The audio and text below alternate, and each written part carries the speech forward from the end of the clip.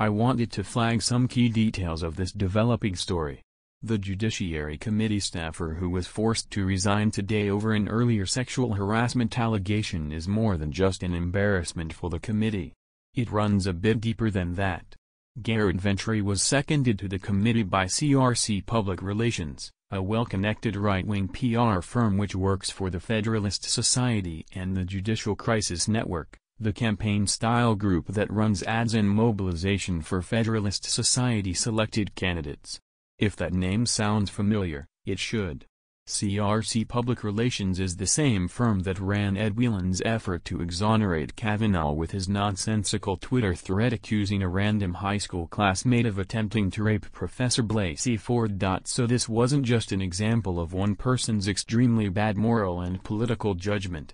Whelan had what was apparently very high-level professional guidance on lighting himself and his reputation on fire on Twitter. So, again, CRC Public Relations is doing the PR work for the Federalist Society which chose Kavanaugh, the campaign group that is running ads for him.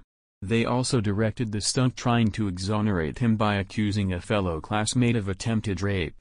Yet we're supposedly to believe that Whelan's escapade was his own secret. Ventry actually works for them too, or did until this morning when he was forced to resign from that job as well. So why was he seconded to work on the Judiciary Committee?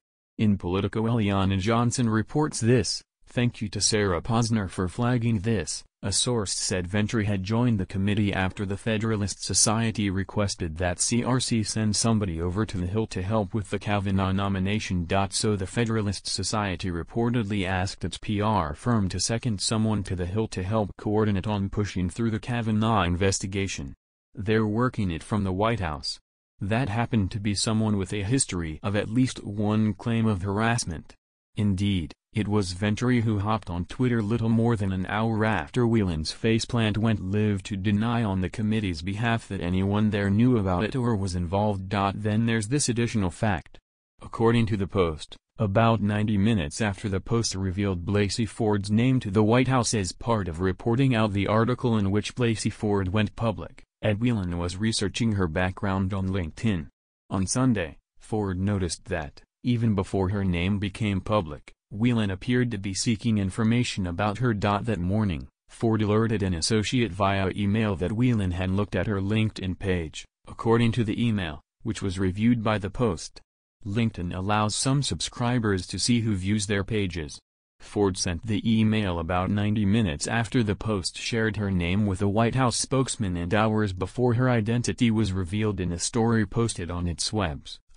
A White House spokesman said Friday that neither Kavanaugh nor anyone in the White House gave Ford's name to Whelan before it was disclosed by the Post. Now it's important to recognize that all of these people backing Kavanaugh's nomination are part of the same conservative legal and judicial community.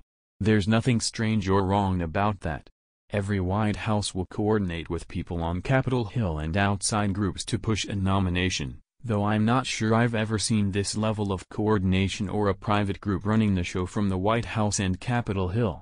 In this case, the Federalist Society is quite open about essentially being designated by the GOP to choose its judicial candidates, but here's the key.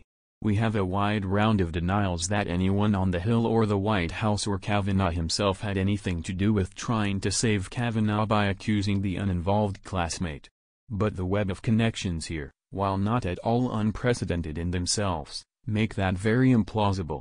Remember too that there's good evidence suggesting that Leonard Leo, Federalist Society chief and a big driver of all of this, knew about Whelan's evidence and plans. The PR firm leading that effort, even doing the core research it seems, was directing strategy and PR for the Federalist Society and the JCN.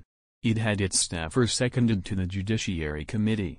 The White House was apparently giving out Blasey Ford's name to Whelan and others within minutes of finding out about it from the Post in advance of their story.